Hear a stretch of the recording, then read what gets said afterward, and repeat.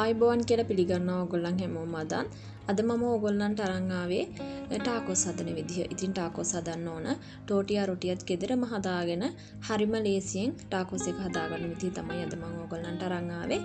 ඉතින් ඔයගොල්ලන්ට පුළුවන් පොඩ්ඩන්ටත් ගෙදර හැමෝටම ගැලපෙන්න මේ ටාකෝස් එක හදාගන්න.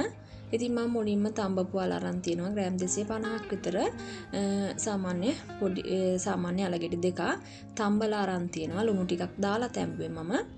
ඊට පස්සේ පෑන් එකක් ලිපේ තියලා ඒකට තෙල් ටිකක් දාලා ලුණු ටිකක් එකතු කරනවා. ඉතින් මේ මිශ්‍රණයට ඕගොල්ලන්ට අවශ්‍ය ඕනිම දෙයක් එකතු කරලා ඕගොල්ලන්ගේ රසට සැරට මිශ්‍රණය හදා ගන්න පුළුවන්. මම ඒක හදන්නේ මේ විදිහට. ගම්මිරිස් ටිකක් විතරයි මම සැරට එකතු කරන්නේ. ඉතින් ඊට පස්සේ හදාගත්ත අල ටිකක් දාලා මේ මිශ්‍රණය චුට්ටක් පාට වෙන්න ඕන නිසා මම තක්කාලි සෝස් ටිකක් එකතු කරනවා. ඊට පස්සේ හොඳට කලවම් කරලා අවසානයේදී රිප් ඔෆ් කරලා බැසිල් කොළ ටිකක් මේ විදිහට එකතු කරලා මම ඊට පස්සේ රොටි එක හදන්න මම පිටි ග්‍රෑම් 300ක් අරන් තියනවා රුලම් පිටි ලුණු රස අනුව තෙල් මේස හැඳි දෙකක් අරන් තියනවා. ඊට පස්සේ වතුර මිලිලීටර් 150ක් විතර යනවා. වතුර ටික ටික එකතු කරලා මේ විදිහට පිටි එක අනා ගන්න. අතේ ඇලෙන්නේ නැති විදිහට එනකම් පිටි මිශ්‍රණය හදා ගන්න ඕනේ. මේකට පිපුම් කාරක එහෙම එකතු කරන්නේ නැහැ. පිපෙන්න තියන්න අවශ්‍යත් නැහැ. ඉතින් ඕගොල්ලන්ට හිතුන ගමන් හදා ගන්න පුළුවන්. ඊට පස්සේ මම කොටස් 4කට වෙන් කරනවා. නමුත් කොටස් 4කට වෙන් කරාට මේ පිටි ප්‍රමාණයෙන් රොටි 6ක් විතර වගේ හදා ගන්න පුළුවන්. මොකද වටේ කැපෙන කැලි ටිකක් ඉතුරු වෙනවනේ. ඉතින් ඒවත් ආයෙමත් අරගෙන රවුම් කරලා මේ විදිහට තුනී කරලා මම රෝලින් පින් එකෙන් තුනී කරලා ටිකක් ලොකු රවුමක් ඕන නිසා මම ටිකක් ලොකු දීසියක් තියලා තමයි රවුම කපාගත්තේ. මේ විදිහට රොටි එක හදාගත්තා. ඊට පස්සේ රොටි තැටි එක වගේ තියලා ඔයගොල්ලන්ට මේක රොටි එක පුච්ච ගන්න පුළුවන්. හැබැයි ගොඩාක් පාට වෙනකන් රොටි එක පුච්ච ගන්නත් එපා.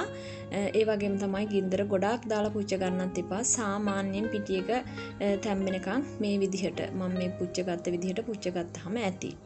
ඉතින් මගේ එක ටිකක් කහ පාටයි. මොකද තනිකරම රුලම් පිටිනේ නිසා තමයි රොටි එක කහ පාටට තියෙන්නේ.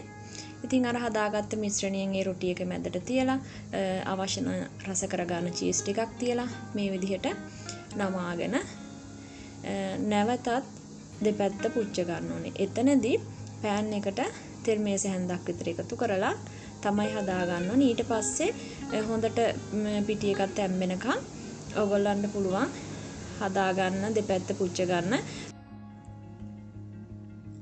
ඉතින් දෙපැත්තම මේ විදිහට හරව පුච්ච ගන්නයි තියෙන්නේ. ඉතින් මේ දවස්වල ගොඩක් වැස්සනේ. ඉතින් හොඳට ටිකක් මැද මිශ්‍රණය සැරට හදාගෙන ප්ලේන් ටිකක් එක්ක එහෙම ගොඩක් හොඳයි. ඒ වගේම තමයි රෑ කැම වේලකටත් ගැලපෙනවා.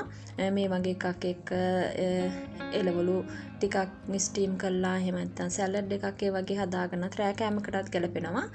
පුංචි බබාලට කියන්නේ ඉස්කෝලේ යන බබාලට ලන්ච් බොක්ස් එකට මේ වගේ හදලා දාලා දෙන්නත් පුළුවන් ඕගොල්ලන්ට. ඉතින් මේක ලේසියෙන්ම හදා ගන්න පුළුවන් නිසා ඔයගොල්ලන්ට විදි කීපයකට හදා ගන්න පුළුවන්. ඒ වගේ ගොඩක් අවස්ථාවලදී ප්‍රයෝජනෙට ගන්න පුළුවන්. ඒ වගේම තමයි රොටි එක කලින් දවසේ ඔයගොල්ලන්ට හදලා තියා ගන්නත් පුළුවන්. ඉතින් එහෙනම් හදලා බලන්න. ආයෙමත් දවසක ඔයගොල්ලන්ට තවත් වීඩියෝ එකක් අරන් එන්න. සුබ දවසක් කියලා ප්‍රාර්ථනා කරනවා ඔයගොල්ලන් හැමෝටම.